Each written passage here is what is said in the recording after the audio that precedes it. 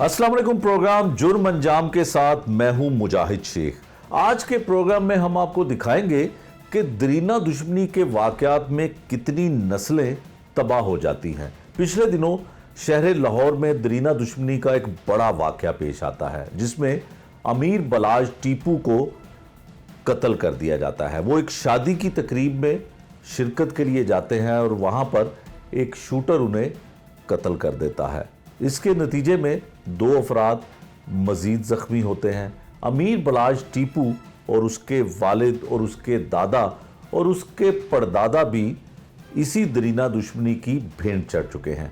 ये कहानी है क्या, ये दुश्मनी की दास्तान क्या है और किस तरह से अमीर बलाज टीपू को कत्ल करने का मंसूबा बनाया गया और इस कत्ल के पीछे कौन से लोग शामिल हैं, ये सब कुछ आपको दिखाएंगे आज के इस प्रोग्राम में। 13 साल तक बिल्ला ट्रकों वाले के, टीपू ट्रकों वाले के दुश्मन खामोश क्यों रहे?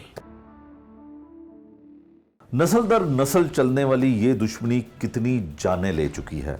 इसमें दुश्मनी का आगाज कैसे होता है, ये दुश्मनी इतनी शिद्दत अख्तियार क्यों कर जाती है और इसमें कौन कौन से नामवर बदमाश अपनी जिंदगी खत्म कर चुके हैं, उसके लिए देखिए ये एक खुसूसी रिपोर्ट। शाह आलम मार्केट के गुड्स ट्रांसपोर्टर अमीरुद्दीन अल मारूफ बिल्ला ट्रक्का वाला, इनका भी 40 साल पहले बड़ा नाम था। टॉप 10 हनीफ उर्फ हनीफा, शफीक उर्फ बाबा, मायूं गुज्जर, अकबर जट, भोला सन्यारा इनके करीबी साथी थे। पूरा लाहौर इनकी लाकानूनियत और कार्रवाइयों के नरगे में था। अकबरी मंडी के बदमाश अमीरुद्दीन के कत्ल का मुकदमा हनीफा और टीपू ट्रक्का वाला के खिलाफ दर्ज हुआ। बिल्ला ट्रक्का वाला ने कत्ल के मुकदमे में अपने बेटे आरफ अमीर उर्फ टीपू को तो रहा करा लिया, लेकिन साथी मुलजिम हनीफ उर्फ हनीफा को तनहा छोड़ दिया जिसने दिल में रंजिश रखी। इसी हनीफ ने अपने भाई के साथ मिलकर अक्टूबर 1994 में बिल्ला ट्रक्का वाला को उसके अपने डेरे पर कत्ल कर दिया। बादशाह बिल्ला ट्रक्का वाला के मुखालिफ ख्वाजा तारीफ गुलशन अल मारूफ तीफी भट्ट से हाथ मिला लिया। बाप के कत्ल पर टीपू ट्रक्का वाला ने दुश्मनी के घोड़े की लगाम थाम ली और अपने मुखालिफिन को मरवाया।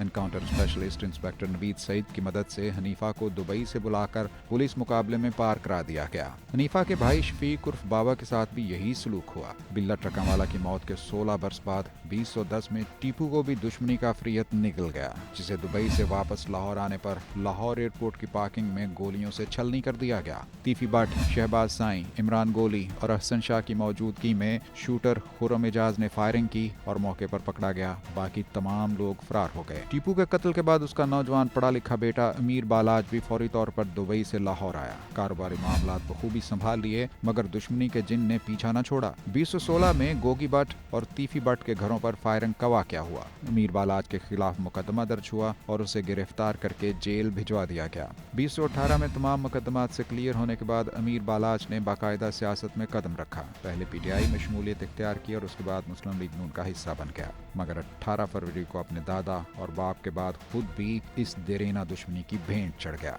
नस्ल दर नस्ल चलने वाली ये दुश्मनियां सैकड़ों जिंदगियां निकल चुकी हैं और न जाने मुस्तकबिल में किस किस की जान जाएगी। दरीना दुश्मनी पर मबनी आपने ये रिपोर्ट देखी जिसमें हमने सारा कुछ ये दिखाने की कोशिश की कि टीपू ट्रक्का वाला और उसका वालिद बिल्ला ट्रक्का वाला और तीफी भट्ट और गोगी भट्ट और दीगर लोगों की दुश्मनी की बुनियाद क्या थी। ये सब कुछ आपको इस रिपोर्ट में हमने दिखाया। अब हम बात कर लेते हैं उस लड़ाई की, उस जंग की जिसमें बहुत सारे लोग ये कहते हैं कि टीपू ट्रक्का वाला तीफी भट्ट के साथ दरीना दुश्मनी की बहुत सारी वजूहात थी, लेकिन अमीर बलाज टीपू उसका तीफी भट्ट के साथ कोई ऐसा इख्तलाफ नहीं था सिवाय इसके कि दरीना दुश्मनी उसके दादा और उसके वालिद के दौर से उसके साथ चलती आ रही है। बहुत सारे लोगों के जहन में ये सवाल है कि अमीर बलाज टीपू और तीफी के और गोगी भट्ट के दरमियान क्या चल रहा था। इतनी ज़्यादा दुश्मनी और इस हद तक किसी के लिए जाना ये कैसे मुमकिन हो सकता है, मासिवाय इसके कि अमीर बलाज टीपू अपने आबाओ अजदाद की दुश्मनी को लेकर आगे चल रहा था।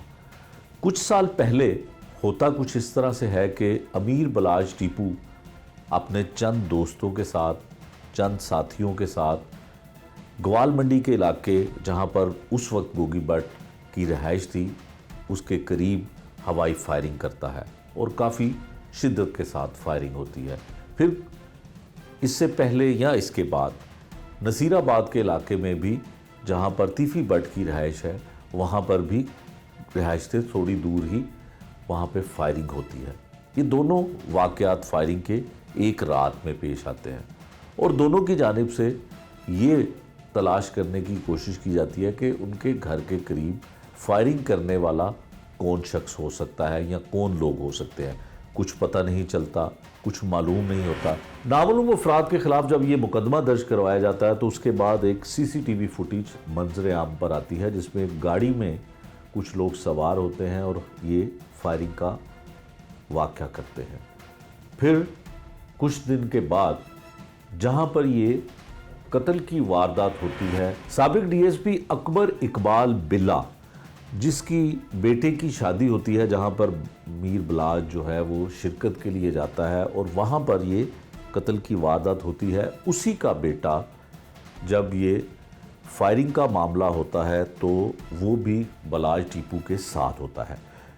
بلاج ٹیپو کے بارے میں تو کوئی پتہ نہیں چلتا کیونکہ اس وقت ٹیپو ٹرکاں والا کا بیٹا میر بلاج اور تیفی بٹ کے درمیان ٹیلی فونک گفتگو کا آغاز ہو جاتا ہے. وہ ٹیلی فون پر ایک دوسرے سے رابطے میں ہوتے ہیں اور ٹیپو جو ہے وہ کئی مرتبہ تیفی بٹ کو دعوت دیتا ہے کہ وہ اپنے بچوں کے ساتھ اور اپنی فیملی کو ان کے گھر میں بھیجے, لیکن ایسا ہوتا نہیں ہے.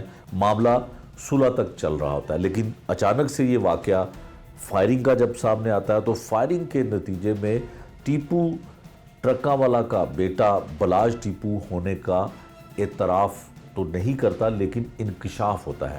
وہ انکشاف کرتا کون ہے؟ وہ سابق ڈی ایس پی کا بیٹا ایک سابق پولیس آفیسر کے ساتھ تیفی بٹ کے پاس چلا جاتا ہے اور وہاں پہ جا کے بتاتا ہے کہ یہ فائرنگ کرنے والی جو واردات ہے ٹیپو کے بیٹے کے ساتھ, امیر بلاج کے بیٹے کے ساتھ اس نے کی تھی. اور یہ بھی اعتراف کرتا ہے کہ ہمیں اس وقت پتہ نہیں چلا, ہم کسی قسم کا ہم نے نشہ کیا ہوا تھا یا کچھ ایسا معاملہ تھا. تو وہ تمام چیزیں تیفی بٹ کے آگے اعتراف کر لیتا ہے کہ آپ کے گھر کے باہر اور گوگی بٹ کے گھر کے باہر یہ تمام فائرنگ جو ہے وہ بلاج ٹیپو کے ساتھ وہ کرنے والا ہوتا ہے. پھر تیفی بٹ کہتا ہے کہ اگر یہ معاملہ ایسے ہی ہے تو پولیس کے پاس جا کے اس کا اعتراف کرو. اس وقت کے سی سی پی او لاہور امین وینس ہوتے ہیں, وہ سابق ڈی ایس پی کا بیٹا جو اس فائرنگ کے معاملے میں شریک ہوتا ہے, شامل ہوتا ہے, وہ سی سی پی او کے پاس چلا جاتا ہے اور اعتراف کرتا ہے کہ بلاج ٹیپو کے ساتھ فائرنگ کرنے والا ملزم یا وہ شخص میں ہوں. پولیس جو ہے وہ اس نامعلوم ایف آئی آر میں ٹیپو کے بیٹے بلاج کو نامزد کر دیتی ہے. نامزد ہو جاتے ہیں, پھر انہیں گرفتار بھی کر لیا جاتا ہے, گرفتار کر کے انہیں جیل بھی بھجوایا جاتا ہے. لیکن جو صلح کی بات چل رہی ہوتی ہے, جو صلح کا معاملہ چل رہا ہوتا ہے, وہ وہیں پہ سٹاپ ہو جاتا ہے, وہ وہیں پہ رک جاتا ہے.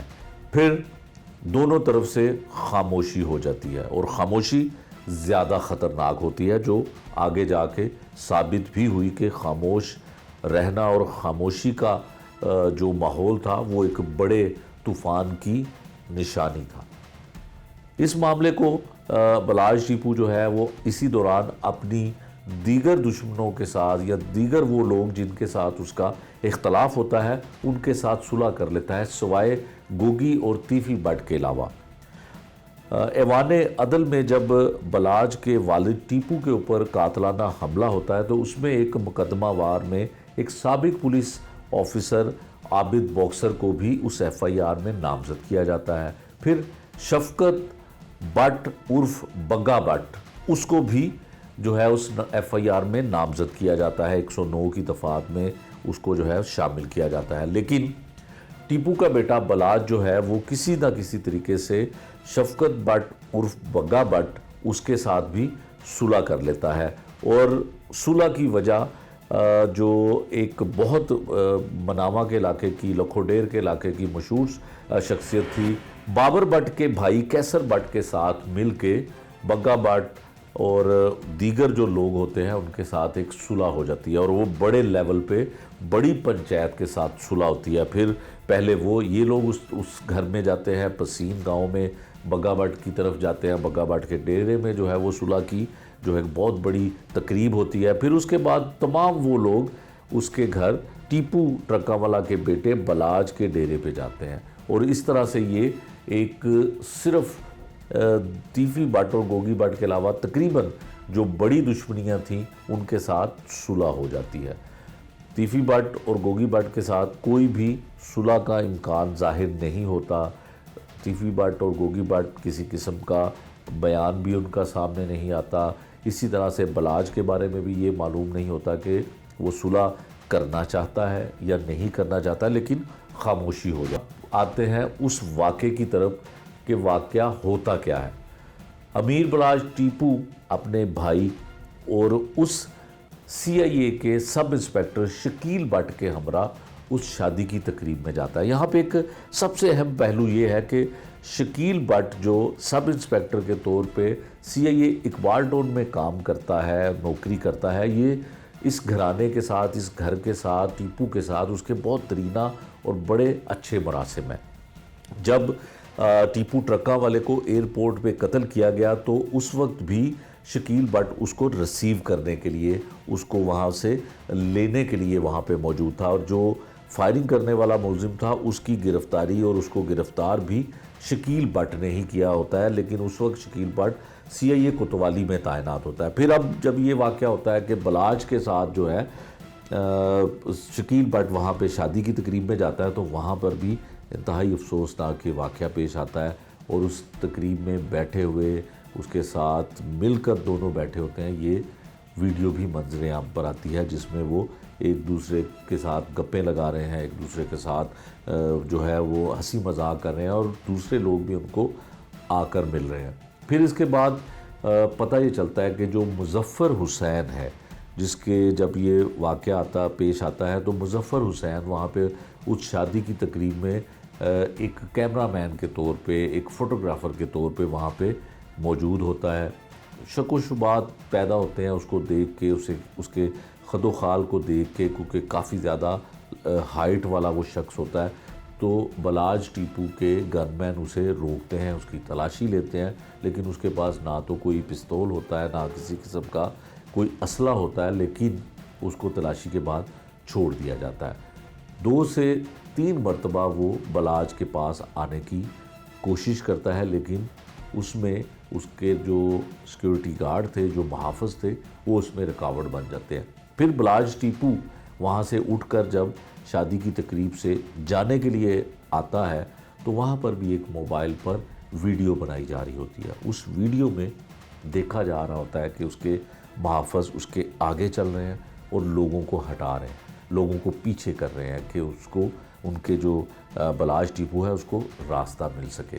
اسی دوران وہ چند سیکنڈ کی ویڈیو ہے لیکن بہت بڑا ایویڈنس ہے کہ اچانک سے ایک اسلحہ چلانے کی، ایک ویپن چلنے کی آواز آتی ہے، جس کو کہا جاتا ہے کہ 9mm کا پسٹل تھا، لیکن اس کی کوئی مصدقہ اطلاعات نہیں ہے، پولیس ہی اس کے بارے میں تصدیق کر سکتی ہے، اور وہ برسٹڈ ہوتا ہے کہ اس کو 1 گو میں ہی وہ کتنی ساری گولیاں چلاتا ہے، اور وہ گولیاں بالکل بلاج کے اوپر گردن کے پاس جو ہے وہ چلائی جاتی ہیں، اور اسی دوران بلاج نیچے گر جاتا ہے، اور اس چھوٹے سے ایریا میں جہاں پہ تقریباً 50 سے 60 لوگ جو ہیں وہ ارد گرد بھی کھڑے ہوتے ہیں، جو اس کو باہر چھوڑنے کے لیے بھی آ رہے ہوتے ہیں، بھگدڑ مچ جاتی ہے۔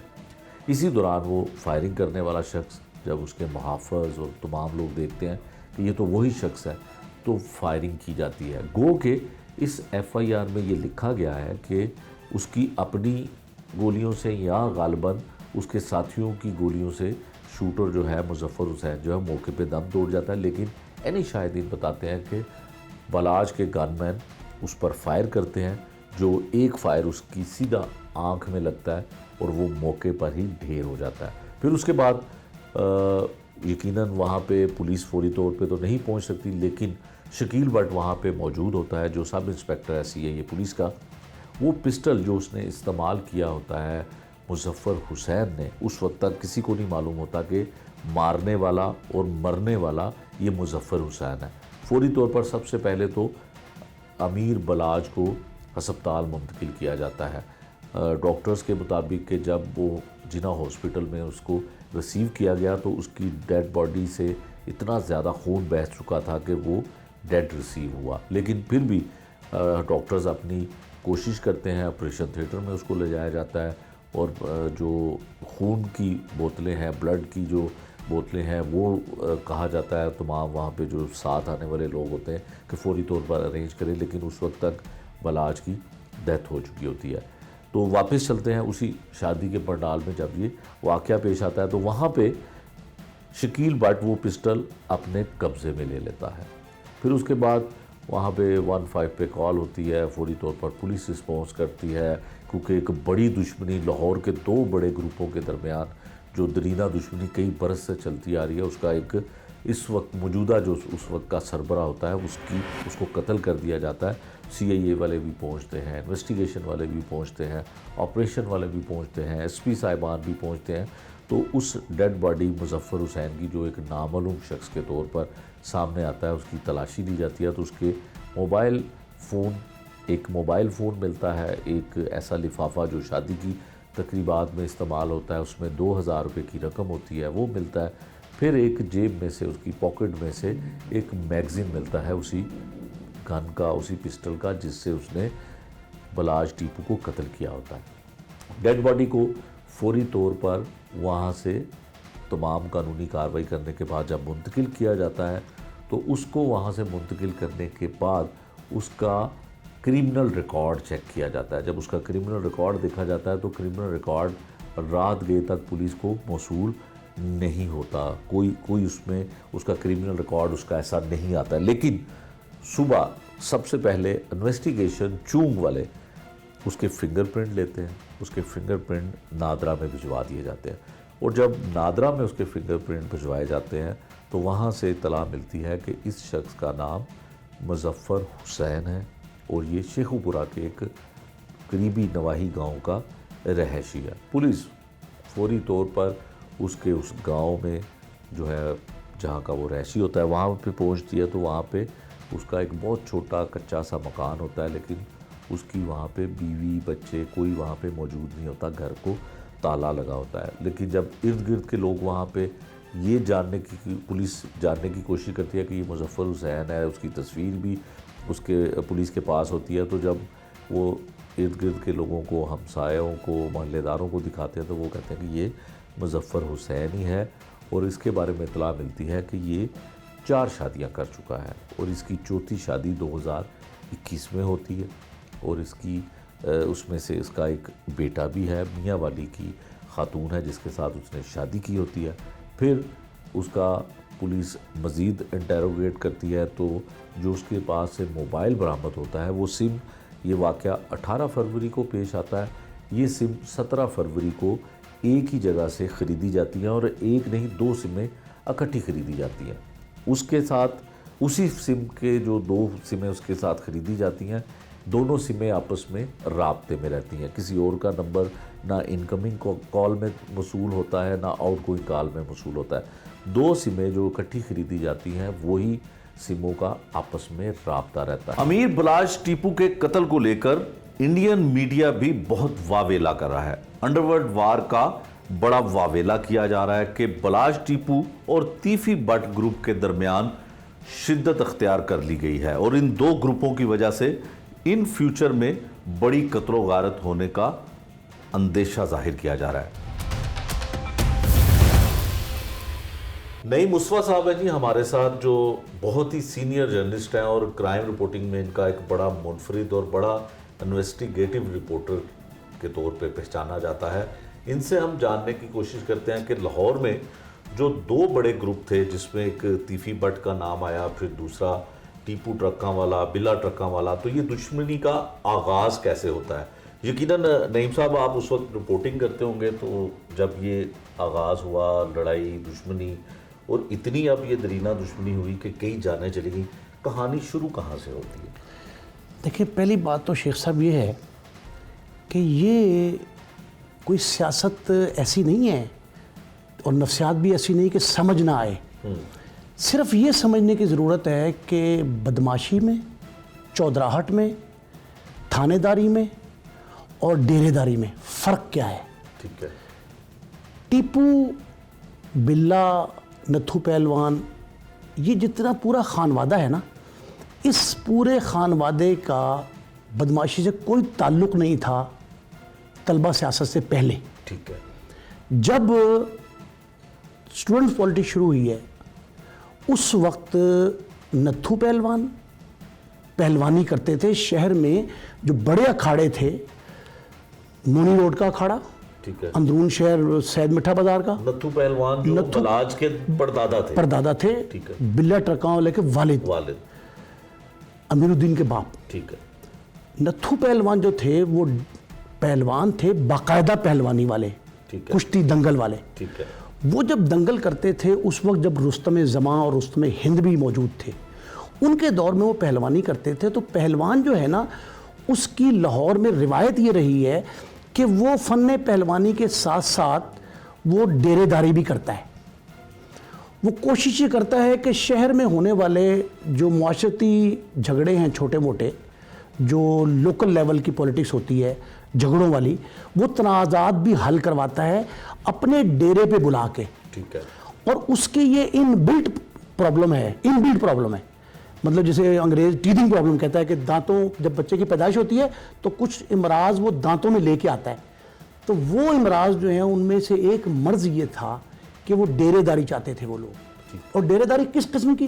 ڈیرے داری اس قسم کی کہ وہ کہتے تھے کہ اگر ورلڈ سٹی کم از کم رنگ محل، موچی دروازہ، لوہاری، بھاٹی گیٹ، مستی، یہ علاقے جو ہیں ان کے معاملات تو بالخصوص شالم مارکیٹ کے تاجروں کے، وہ تو ہمارے پاس آئیں. ٹھیک ہے. یہ جس جگہ پہ بیٹھے تھے نتھو پہلوان صاحب، وہاں چھوٹا سا ایک ان کا اڈا تھا، چھوٹا سا. اس کا نام تھا پاک گڈز. ٹھیک ہے. پاک گڈز ٹرانسپورٹ جو ہے وہ اس ڈیرے داری کے شوق میں آل پاکستان گڈز ایسوسی ایشن تک پہنچ گئی. ٹھیک ہے. پاک گڈز ایک چھوٹا سا ٹرکوں کا اڈا جو مال اٹھاتا تھا اور اٹھا کے بیرون شہر بھیجتا تھا. اس وقت کا کارگو سروس. ہاں، it was sort of cargo service. یہ سروس تھی لوکل لیول کی، پتوں کی، بھائی پھیرو، نزدیک. اس سے انہوں نے ایمرج کیا اور ایمرج کرنے کے بعد وہ کس نہج تک پہنچے، کس جگہ تک پہنچے؟ وہ جگہ تھی آل پاکستان گڈز فیڈریشن، آل پاکستان گڈز ایسوسی ایشن. پہلے ایسوسی ایشن بنی، پھر فیڈریشن بن گئی. مختلف ایسوسی ایشنوں کا ایک اکٹھ تھا. ٹھیک ہے. اس اکٹھ میں نتھو کے بعد، نتھو اس لیول کے پہلوان نہیں سمجھے جاتے تھے جن کی دشمنداری ہو. ٹیپو ٹرکاں والے کی دشمنداری، وہ جو چودراہٹ تھی نا، ڈیرے داری، وہ دشمنداری میں تبدیل ہوئی. ٹھیک ہو گیا. دشمنداری میں تبدیل کرنے میں صرف کردار تھا تاجر سیاست کا، قومی سیاست کا نہیں تھا. اس وقت تک امیر الدین ٹیپو جو تھے، ان کی جو بلا ٹرکوں والے ہیں، بلا ٹرکوں والے کا کوئی تعلق نہیں تھا کسی قسم کی قومی، ضلعی، بلدیاتی سیاست سے. وہ پیور سیاست تھی تاجروں کی. اور شالم مارکیٹ تک، شالم مارکیٹ چونکہ ایک پورے پاکستان کا ہب تھا، تجارتی ہب میں بلے کی ایک ڈیرے داری تھی، بلا ٹرکوں والے کی. اس ڈیرے داری کا فائدہ اٹھایا تاجروں کی اس سیاست نے، جو سیاست قومی سیاست میں تبدیل ہوئی. ان میں کون لوگ تھے؟ ان میں تھے حاجی مقصود but number 1. Haji Maqsood but کے مخالف تھے اظہر سید بٹ، دونوں مرحومین بیچارے فوت ہو گئے، خدا مغفرت کرے دونوں کی. ان کے ساتھ تھی خواجہ سعد رفیق کی والدہ بیگم خواجہ رفیق شہید. بیگم خواجہ رفیق شہید وہاں کی ایم پی اے تھیں. ان کے بعد حاجی مقصود بٹ، کبھی وہ جیتتے تھے کبھی وہ.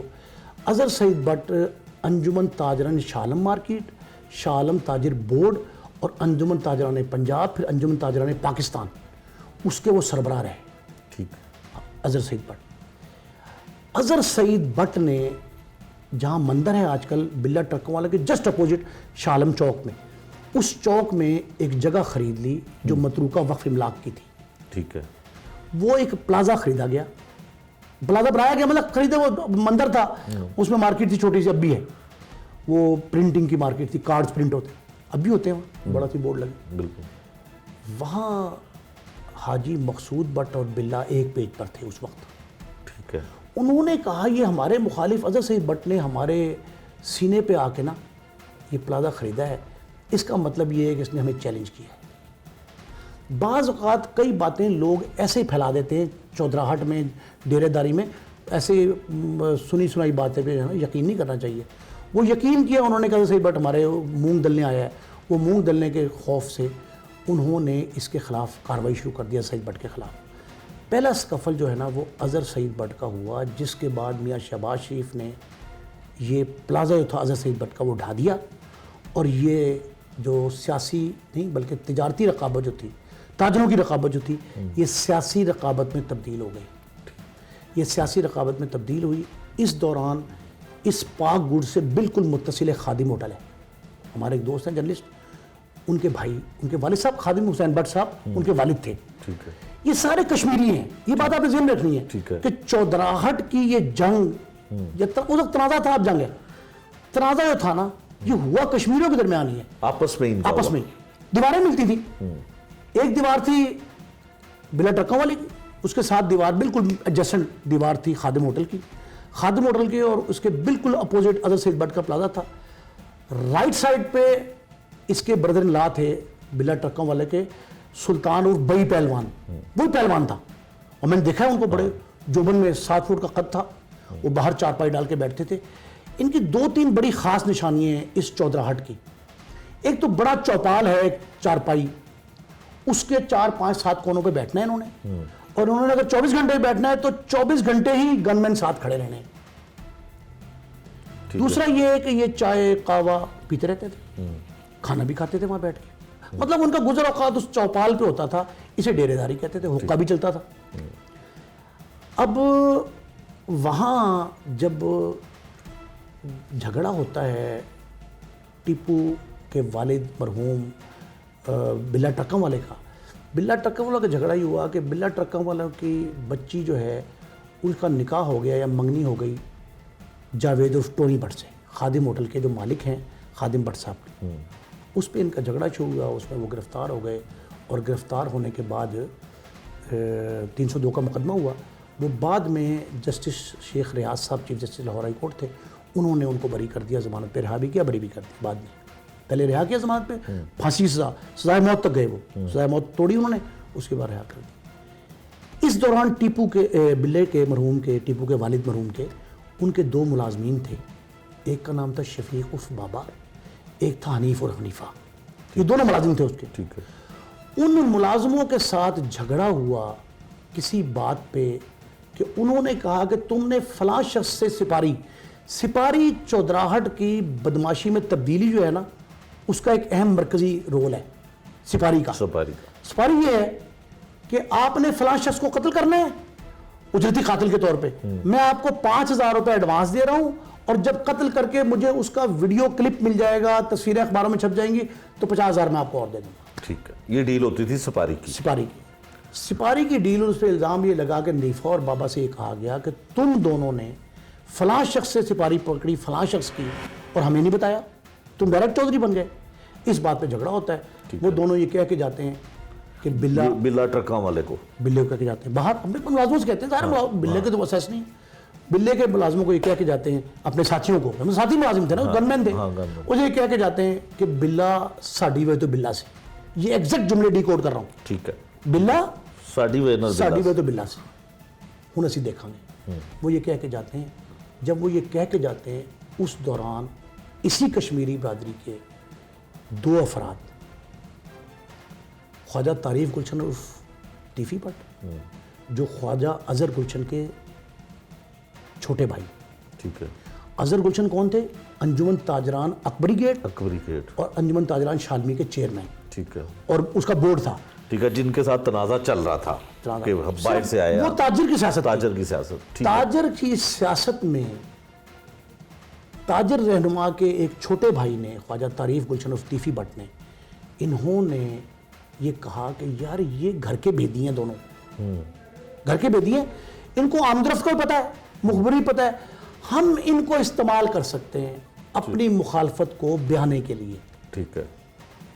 ایک پرابلم یہ ہے, ڈیرے داری میں چودراہٹ میں جیل میں خاص کر رہتی, جو جیل میں ملزم چلا جاتا ہے نا مخالف کسی کا, تو اس سے وہ کہے نا کہ یار تو فلاں بیرا کی چاہ پی لیا, پانی پی لیا. انہیں کہا نہیں میں نہیں اتنے جانا. کیوں؟ یہ پنجابی کلچر ہے, کیوں نہیں جانا؟ جب میں اتنے جاؤں گا تو رہی نہیں.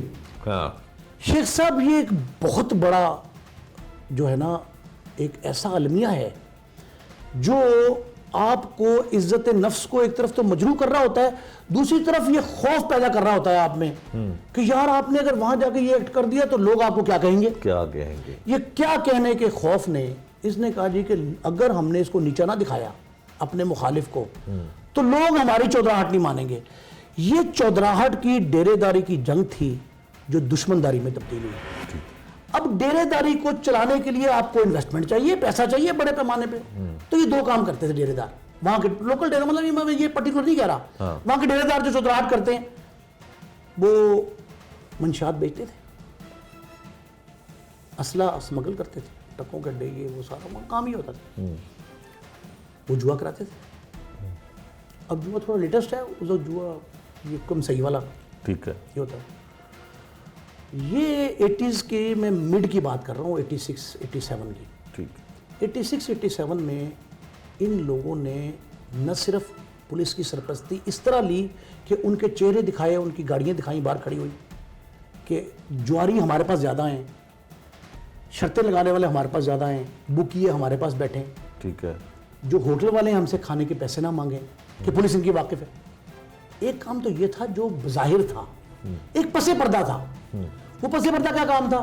پس پردہ یہ تھا کہ وہ مال خانے سے پولیس ان تھانوں کے 7 تھانوں کے مال خانے سے اسلحہ نکالتی تھی اور ان کو فراہم کرتی تھی, تاکہ ان کے اپنا پسٹل جو لائسنسی اسلحہ تو ہے ہی ہے کہ دشمن داری ہے نا, لائسنسی ہے, وہ استعمال نہ ہو, پولیس کا اسلحہ استعمال ہو جس کے نہ سر ہے نہ پیر ہے. اچھا. ایک دوسرا, جوئے خانے پہ مل ملا کے ریڈ ہوتا تھا. ٹھیک ہے. کہ انہوں نے کہا جی کہ یہ یار صبح رات کو 12 بجے ہم نے ریڈ کرنا ہے, تو آپ نے 4 بندے حوالے کر دینے ہیں, 12,000 روپے کی رقم دینی ہے, 4 ہم ڈال دیں گے FIR میں, 8 ہم جیب میں ڈال لیں گے, اور صبح ہی رات کو گھر لے جانا چاہیں ملزموں کو, صبح ان کی ضمانت بھی ہو جائے گی. ٹھیک ہے. وہ سارا پلان ریڈ ہوتا تھا. ہاں, اپنی کارکردگی بھی شو ہو گئی اور ان کی بھی مدد ہو گئی. اب جوئے کیا تھے لاہور میں جو بدماشی کا گڑھ تھے, پپو تیلی, بلا رام گلیا, ساجد کانا, ملک اشفاق برہوم فوت ہو گئے, بلا بھی فوت ہو گئے, شیفا, کڑائی والا, یہ بڑے بڑے جوئے تھے نا لاہور میں. منشیات فروش کون تھے؟ نجا فیجا. ایک شخص نے آپریشن کیا تھا جنون, وہ مل ملا کے نہیں تھا, وہ جنون تھا. ذوالفقار چیمہ نے, ذوالفقار چیمہ اسپیشلٹی لگے, 2 کام کیے. ایک جو ٹیچر میٹرک کی نقل نہیں آئی تھی, اور وہ بدماشی. اچھا, امتحانی سینٹر بکتے تھے, یہ لوگ خریدتے تھے. طلبہ سیاست بیچ میں تھی نا, امتحانی سینٹر میں میٹرک انٹر کا ایگزام ہونا, BA کا بھی ہوتا تھا اسکولوں میں. مسلم model high school, Saleem model high school, government centre model school, مسلم ہائی اسکول نمبر 2, اسلامی ہائی اسکول بھاٹی کے, یہ سارے سینٹر تھے. ٹھیک ہے. یہ بکتے تھے. ذوالفقار چیمہ صاحب نے SPCT کے طور پہ آ کے جن ٹیچروں نے نقل کروانی ان کو مرغا بنا دیا, اور مجھے فون کر کے کہا نہیں مجھے جلدی آ جا. ٹی وی چینل نہیں ہوتے تھے, جلدی آ جا, تصویر بنا لے ان کی فوراً. کیسے کیا؟ ان کو مرغا بنایا, اوپر سپاہی بٹھا دیا, پھر ایک سپاہی کھڑا کر دیا اوپر کندھوں پہ, مطلب 3 منزلہ تصویر بن گئی, 3 منزلہ. ایسے آفیسر بھی نہیں ہے نا اب. اس نے کیا, انہوں نے نجا فیجا, انہوں نے کہا منشیات بیچتا ہے نا, انہوں نے کہا پکڑ لو, اور پکڑ لیا. پکڑ کے گدھے لائے 4, گدھے بڑے مشکل ملتے تھے, وہ گدھے لے آئے 4 گدھوں میں بٹھایا ان کو, اور کالک منہ پہ ملی اور جوتیوں کے ہاتھ ڈالے, اور لوگوں سے کہا رستے میں کھڑے ہو جاؤ, پتھر مارو, جوتے مارو, توہین کی, تذلیل کی, تضحیک کی. اس کا رزلٹ یہ نکلا کہ منشیات فروش ڈر گئے. لیکن ان ڈیرے داروں نے کیا تبدیلی کی اس کی, ان ڈیرے داروں نے کیا تبدیلی کی, وہ بڑا اہم ہے. جی. ایک SSP ہوتا تھا لاہور کا, رانا مقبول صاحب بھی فوت ہو گئے بیچارے, سینیٹر تھے مسلم لیگ نون کے, IG کے طور پہ ریٹائر ہوئے. مشرف کا طیارہ اترنے سے رو گیا, بڑا آدمی تھا, قداور تھا. وہ SSP لاہور تھے, تو انہوں نے میری موجودگی میں, ایک ہمارے کرائم رپورٹر تھے جمیل چشتی جنگ میں, میرے کاؤنٹر پارٹ تھے, ان کو مجھے بلایا اور اس DSP کو بلایا. چوئی صاحب, وہ DSP بہت نوٹوریس تھا, جس کے بارے میں بڑی کہانی مشہور تھی, خدا محفوظ کا میں نام نہیں لے رہا, فوت ہو گیا بندہ. اس کو بلایا DSP کو, چوئی صاحب, پنجابی میں, सुने ताड़ा गुजारा नहीं होता, वो डस्के लगा हुआ था, डस्के कितने नहीं होता वो यार सोशल क्राइम है, जुआ शुआ पतंगबाजी फला, इस तो बगैर उन्होंने कहा नहीं सर अल्हम्दुलिल्लाह बच्चे पाल रहे हैं, डस्के ड्यूटी है। नहीं तो सब मैं आपको लाहौर ला रहा हूँ, कल से आप लाहौर ड्यूटी करेंगे। 3 माह तक ये तब्दील कैसे किया है इन्होंने जुआरियों ने उसको, कि 3 माह तक आपके इलाके में जुआ होगा, ना जना खाना खुलेगा, ब्रथल हाउस, और ना मंशियात बिकेगी। 3 सोशल क्राइम है, तीनों नहीं होंगे। कहाँ, किस इलाके में? डीएसपी सिटी किस तरह, जहां टिब्बी थाना भी है, गाने बजाने का काम भी वहां होता है। उन्होंने कहा वो भी इलाका आपका है ना, वहां ही तीनों काम नहीं होंगे। उसने कहा जैसे खर्चा कितना, उसने कहा 40,000 महीना। उसने कहा 40 मैं दूंगा, अपने पीएसओ में कह रहा हूँ 40,000 खर्चा तेरे घर का मेरे जिम्मे, तूने ये तीनों क्राइम नहीं होने देना, 3 माह के तेरा टेस्ट केस है, एक भी नहीं होगा। उसने किया क्या, उसने इन सारे लोगों को बुला लिया, ये आंखों देखा वाकया है। इन सारे लोगों को बुलाया और बुला का जुआरी से, उसने कहा तू कहाँ कराता है? उसने कहा टिब्बी के इलाके में। उसने क्या बदकारी का अड्डा भी? उसने कहा बदकारी का अड्डा और टिब्बी ये थाना जो है ना, ये डिफेंस के में ले जा, कोठी किराए का मैं ले ले वहाँ से और यहाँ से शिफ्ट कर दे, 3 महीने बाद तू नहीं यहाँ आना है। उसने तो करता है, मंशियात बेचता हूँ। उसने कहा तूने मंशियात जो है ना वो शादरे में बेच के जाके, यहाँ नहीं आना। ठीक है। एसएसपी ने उसको डंडा किया है कि तू जुराइम बंद कर दे। उसने मुतबादल क्या किया, बाहर भेज दिया उनको इलाके से। आपने इन बदमाशों को, डेरेदारों को बुलाया कि तुमने इनको सिक्योरिटी देनी है, सेफ्टी देनी है कि जहाँ ये जा रहे हैं वहाँ इनके खिलाफ कोई कार्रवाई ना हो। फिर एसएचओ को वहाँ के फ़ोन किया कि यार अपना मेहमान है, अब करते वो क्या थे, जुआ हो रहा है, कोठी किराए पे ली, किसी को क्या पता है नई मुस्तफा आया कि मुजाहिद शेख आया, कोठी किराए पे ली, बाहर लाइटें लगा दी, एक देख वाली जर्दे की, की हो रहा है? उन्होंने कहा जी ये ख़त्म शरीफ हो रहे हैं, अंदर नाथ खानी होनी। अच्छा, प्लान था ना उनका। अब अंदर नाथ खानी, अल्लाह माफ़ करे, अल्लाह खुदा, हाकम बदहान वो अंदर जुआ खेल रहे हैं और बाहर नाथ खानी, और पूरे मोहल्ले में तकसीम कर दी। देर तो 4,000 रुपये की बनती थी जर्दे की, वो तकसीम कर दी मोहल्ले में कि जनाब वो नए किराएदार आए, उन्होंने ख़त्म शरीफ कराया, ख़त्म शरीफ हो गया। अब उस जुए पे रेड भी हो गया, पकड़े भी गए बंदे। जब पकड़े गए हैं तो हवालात के अंदर हैं, एफआईआर दर्ज है, जुआ फिर भी जारी है। तो 3 माह उसने कोई जुआ नहीं होने दिया उस डीएसपी ने, लेकिन डेरे पे आके बैठता रहा। ये थी रीजंस जिन्होंने इसको प्रमोट किया। नीफे और बाबे के खाते में अगर 10 कत्ल थे तो 20 मीडिया ने डाल दिए। तीफी और गोगी ने 2 मारे और 2 का इजाफा मीडिया ने किया।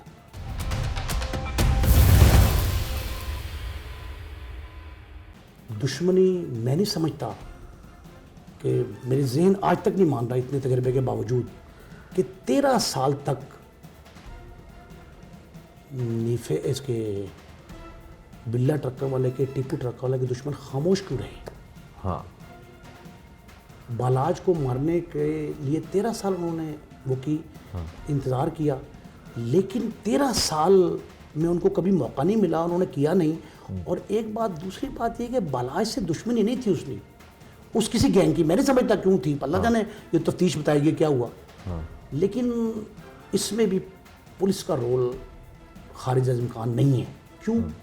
रिटायर्ड डीएसपी के बेटे की शादी, नंबर 1, आला पुलिस अफसरान मौजूद, 10 से 12 गाड़ियाँ मुसल्ला खड़ी, पुलिस के बावर्दी अफसरान मौजूद, उनके गार्ड मौजूद, हूटर वाली सरकारी गाड़ियाँ मौजूद। बड़ी अहम बात जो है, इस मौके का इंतखाब उन्होंने क्यों किया? क्या वजह है कि दुश्मनी, जबकि ये तो सुलहकार आदमी था, बहुत शरीफ बच्चा था, पढ़ा लिखा था, फॉरेन क्वालिफाइड था, वो बच्चों तक नहीं जाते। ये दुश्मनदार जो है ना, ये दुश्मनदार, इन्होंने दुश्मनी पाली हैं ओवर द टाइम उन लोगों के साथ जिनको नीचा दिखाना चौधराहट में जरूरी होता है। चौधराहट में ना रहती नहीं, अगर वो न मारे दुश्मन को, उनका आखिरी दुश्मन टीपू था। ये नई दुश्मनी जो है ना, ये बैदस क्यास है। वल्लाह आलम किसने क्या किया, कैसे हुआ, ये तफ्तीश बताएगी पुलिस की। आप तफ्तीशी अफसरों से मिलेंगे तो आपको बताएंगे। अभी उन्होंने उस केस में इसके गोगी के कज़न को पकड़ा है, अभी गिरफ्तार हुआ, बेनोई कज़न को, बेनोई बेनोई वो पकड़ा गया। इससे पहले अरशद अमीन के कत्ल में तीफी भट्ट और गोगी भट्ट शामिल तफ्तीश हुए थे, पकड़े नहीं गए थे, शामिल तफ्तीश हुए थे। SPCI थे अहमद खान चद्दर, उनके पास पेश हुए थे और चद्दर साहब ने मेरी मौजूदगी में जुमला कहा था कि अपने मुलाजमों को बुला के स्टाफ को, DSP थे उमर विर्क और ज़रात कियानी, चौधरी मसूद अजीज़, इनसे कहा था बच्चे कहते थे उनको, DSP SP, उनका बच्चों मसला इनके गिरफ्तार करन दा या छड्डन दा नहीं है, इनकी सिक्योरिटी का मसला है। इनू घरों निकलन लगे भी तो जान लगे दसना कि नहीं किसी नहीं, और घर तक छड़ के आना जी।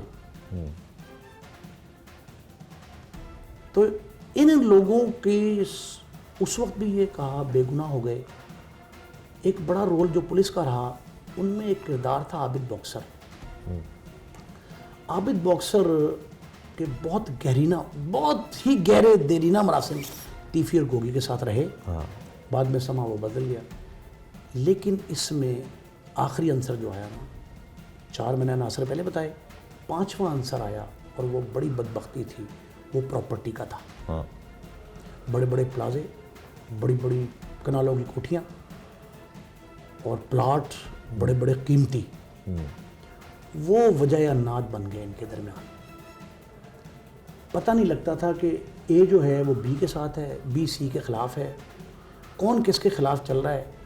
झगड़े इतने बढ़ गए कि इस दुश्मनी जो है इसको हर रोज़ ज़रब खाती रही है। लेकिन जुल्म पता क्या हुआ शेख साहब, सबसे बड़ा जुल्म हुआ कि जो पुराने पंचायती शहरदार थे उन्होंने सुलह की कोशिश नहीं की। पुलिस ने भड़काने की कोशिश की, तनाज़ात को बढ़ाने की कोशिश की, मामलात को बिगाड़ने की कोशिश की, किसी ने सुलह की कोशिश नहीं की। तलबा सियासत, ताजिर सियासत, बदमाशी, डेरेदारी, थानेदारी, पुलिस की इन्वॉल्वमेंट और ये जो मुख्तलिफ पॉकेट्स थी मैंने आपको बताई, ये सारी की सारी जो हैं ये मरकज़ बनी रहीं किसी न किसी तरह। समाओ मतलब कुछ भी हुआ, लेकिन ये बात बड़ी दुरुस्त है कि इस सब ने मिल के जो है ना इस डेरेदारी को, बदमाशी को प्रमोट किया, लेकिन इसको ख़त्म कराने में किसी ने कोई रोल प्ले नहीं। अमीर बलाज कत्ल केस में इन्वेस्टिगेशन क्या कहती है? इन्वेस्टिगेशन पुलिस ने अब इस केस में क्या तहकीकात की हैं, ये पुलिस की ज़ुबानी जानते हैं। इसमें जो नॉमिनेटेड अक्यूज़्ड हैं तीफ़ी और गोगी भट्ट, इनकी तीफ़ी भट्ट जो है वो उसने PNIL से, दोनों का नाम हमने PNIL में प्लेस किया एग्जिट कंट्रोल में, और उसमें हमें ये ट्रैवल हिस्ट्री से पता चला कि तीफ़ी जो है वो ऑलरेडी बाहर जा चुका था वक़ुआ करने से पहले, तो उसकी हम डिटेल ले रहे हैं। और बाकी जो शूटर था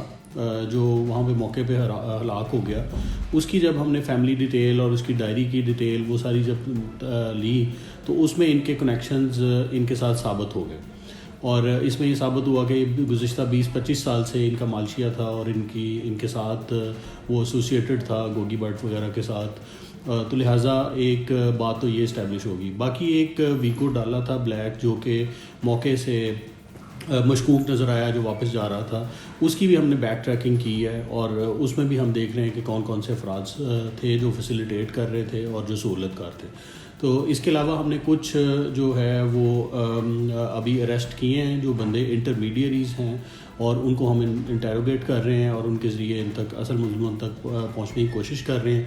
गोगी भट्ट का नाम जो है वो PNIL में डाला जा चुका हुआ है और उसमें भी हम मॉनिटरिंग कर रहे हैं और बाहर भी हम देखने की कोशिश कर रहे हैं, लेकिन हमारी इतला के मुताबिक अभी तक वो मुल्क से बाहर नहीं है। जो मोटिव ऑफ मर्डर है वो तो अक्यूज़ जब अरेस्ट होंगे तो उसके बाद क्लियर होगा, लेकिन फ़िलहाल कोई ऐसा मोटिव, क्योंकि ये जैसे आपने बताया कि इसका अपेरेंटली कोई उनके साथ एनिमोसिटी इस लेवल की या शिद्दत की नहीं थी, ख़ासतौर पे आजकल ये डोरमेंट थे और उस तरह की दुश्मनी जैसे माजी में होती थी उस तरह की नहीं है, लेकिन फिर भी हम एलिमेंट ऑफ सर्टेनिटी उस वक्त इसमें कायम होगी जब तक वो मुल्ज़म अरेस्ट नहीं होते। तो वो जब आ जाएंगे उसके बाद हम आपसे कुछ शेयर कर सकेंगे मोटिव के। ये था आज का जुर्म अंजाम, जिसमें हमने आपको दिखाया कि अमीर बलाज टीपू के कत्ल के मामले में क्या इन्वेस्टिगेशन अब तक हो चुकी है और ऐसी क्या वजह थी कि अगर अमीर बलाज टीपू अमन पसंद था, सुलह पसंद था, वो किसी के साथ उसकी दुश्मनी नहीं थी,